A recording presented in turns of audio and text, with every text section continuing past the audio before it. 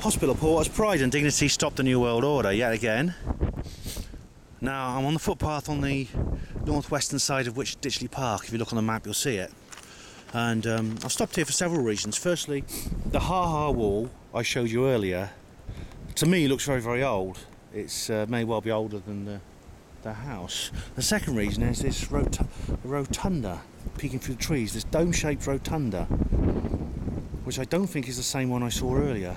I'm just going to go and check, but it means I have to break the old country code again and go off the path. But there seems to be a kind of path running through the trees. It's not on the footpath, but I think I'll do that because this is important. But there's a kind of rotunda. Now this, you see, this ha-ha wall, I wonder if it is actually part of the ancient earthwork. It may not date back to the date that the ditch was dug, but it's been put in to sort of maybe hold it together, or maybe give a bit more planting room for the trees. I'm not sure, but let's have a look anyway. This, again, I'm getting a funny feeling from this building. It's giving me strange vibes. Firstly, is there a heat haze above it? There's not. As I said above, these kind of little buildings are sometimes air vents to ventilate and cool underground facilities. There's no heat haze above it. That means it's either not that or it's not operating at the moment. But there's blue spots on the trees. That's probably something to do with the lumberjack trade, because they have actually been tree felling around there. You can see the logs there.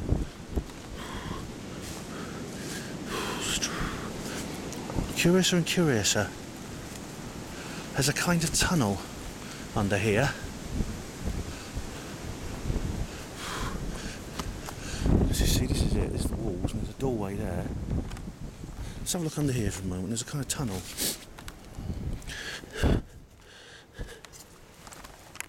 Blimey. Where's that go? I need a light to go in there, I think. I'll go back to that in a minute.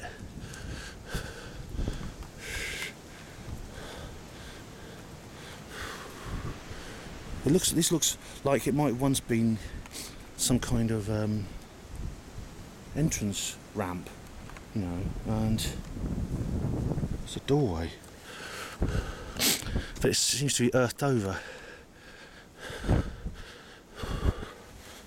It's locked, obviously. Let's see through the keyhole. Just going to peek through the keyhole. There's a lot of light on the other side. Looks like sunlight. I have a feeling that one half of the building might be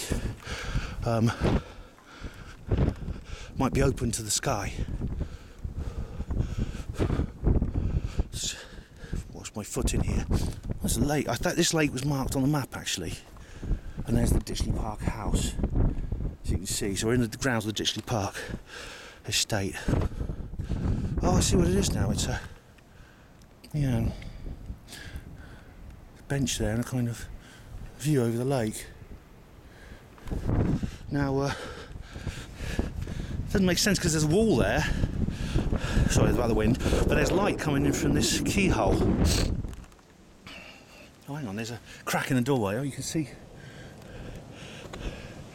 It's very odd because it looks different.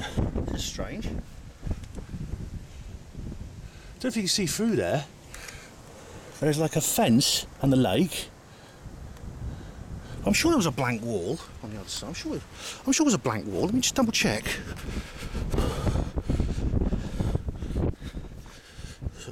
Don't want anyone to spot me.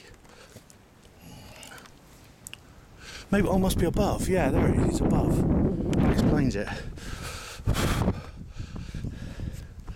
Right.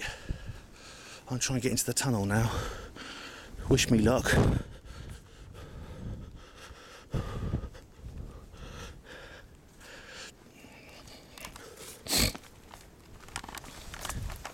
Oh, what? You probably can't switch to night mode. Hold on. Here we go. Settings, movie settings, night shot. Right. Hopefully, I'm able to see better now where I'm going. It's dark and muddy under here. I need a torch. I don't think there's anything down here actually.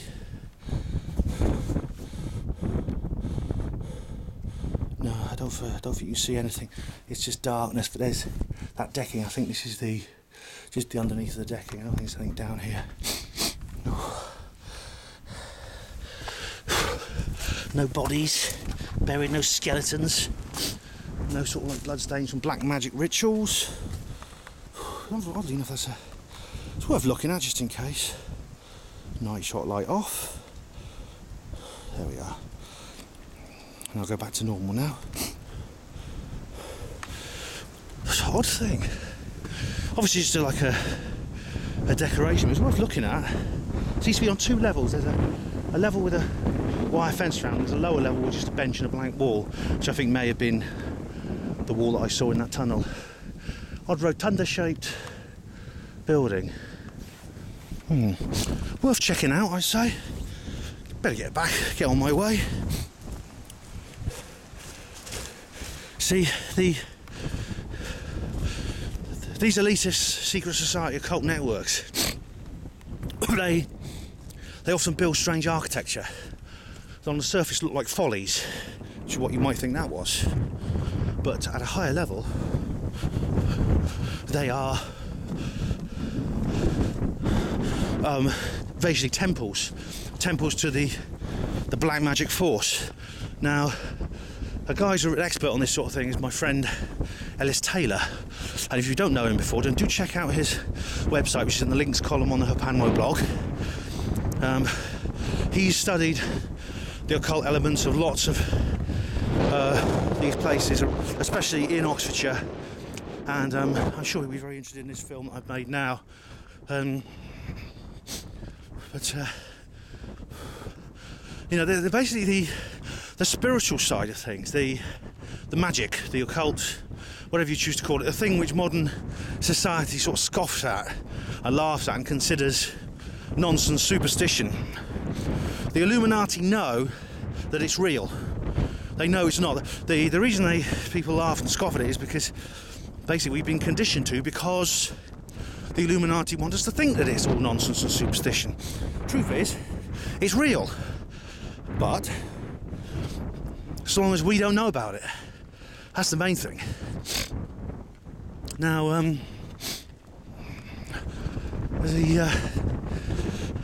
this is why I think maybe the sighting of the location. We're in the Evenlode Valley, as I said, near the town of Charlbury.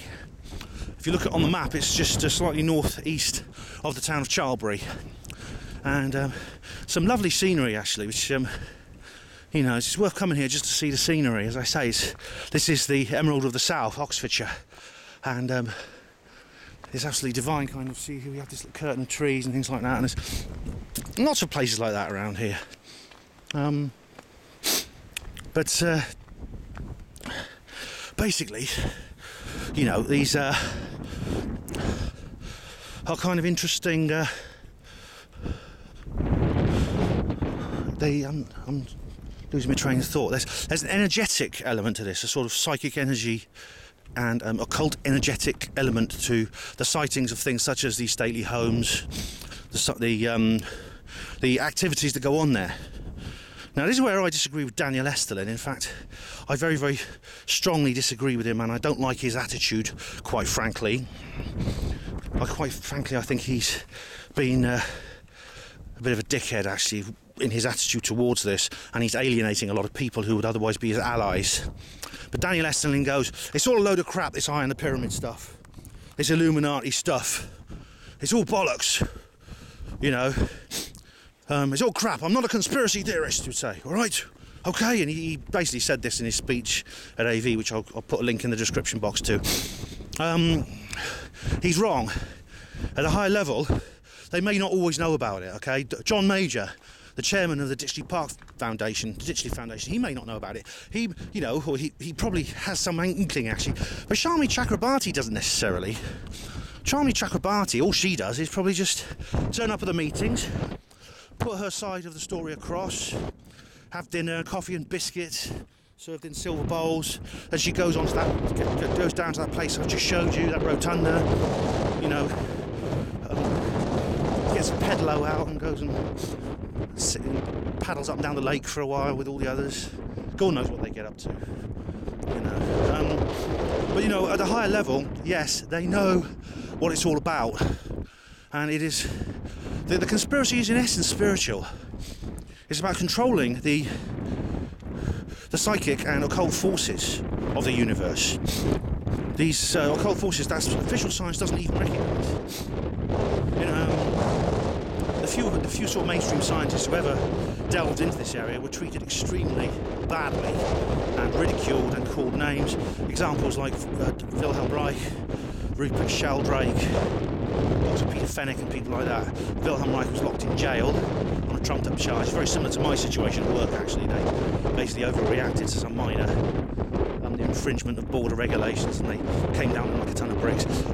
Rupert Sheldrake has been called names. His book has been, the book editor of Science, the reviewer of Science said it should be burnt. Dr. Peter Fenwick has been called a charlatan by a man who I normally have a lot of time for. That is what's his name?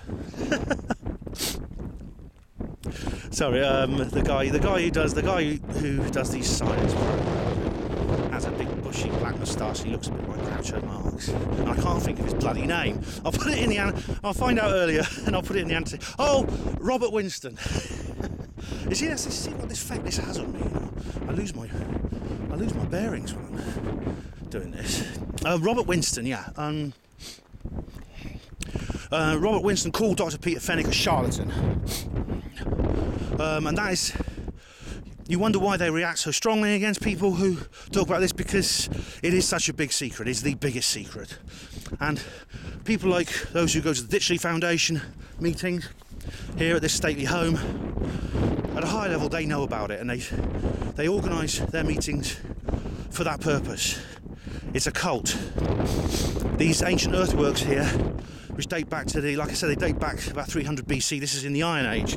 They're not as old as the Neolithic monuments, like Stonehenge and things like that, but they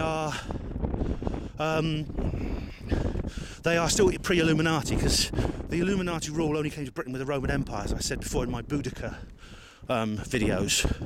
The Roman Empire is when Illuminati rule in Britain began, direct Illuminati rule. Not to say that the Illuminati didn't infiltrate pre-Illuminati society in Britain, the Iron Age Celtic tribes, but they didn't rule them. They didn't succeed in ruling until they were conquered by the Roman Empire. So these ditches are pre-Illuminati. In other words, they come from a time period when people had knowledge of magic, psychic powers, spirituality and the occult, and they knew that they were real. And in those days, you see, this knowledge wasn't the exclusive domain of a tiny elite. It was common knowledge. It was held by most people, most especially through the shamans. The shamans, like in the case of Britain, it was the Druids. The Druids were the students of these occult activities, and yes, some of it was secret, but the fact that it existed wasn't secret. You know, people knew it existed. They weren't. This knowledge was not held from them. This knowledge is held from us. It's kept from us. You know, the knowledge that other things such as psychic powers, which I laughed at, the existence of the soul. That is the fact that, you know, our consciousness is not dependent on the life of our physical bodies. That when our physical bodies are what we call when we die, that's not the end of our consciousness. And things such as the way that the universe is an interactive part of our own consciousness, and that we can be a part of it. We can communicate with it and cooperate with it and co-create with it. That's another example of the occult knowledge that's kept from us. Sorry, the wind's getting up. And that is basically what the Illuminati have kept from us. This is what was not kept from us before, basically, about the time of Christ, when the Romans, just after maybe 40 AD, when the Romans arrived and conquered Britain. And Ditchley Park, to conclude, is set in a location where there's lots of these Iron Age earthworks, and there's the Grim's Ditch. Right, let's carry on with our little trip now. I don't think there's much more to show you. Except maybe, of course, you need to look at the websites, because, like I said, Ditchley Park has an official website. Unlike the Bilderberg group. Well, the Bilderberg does, but not really. It's just a couple of pages online. And we'll look at that next. See you in a minute.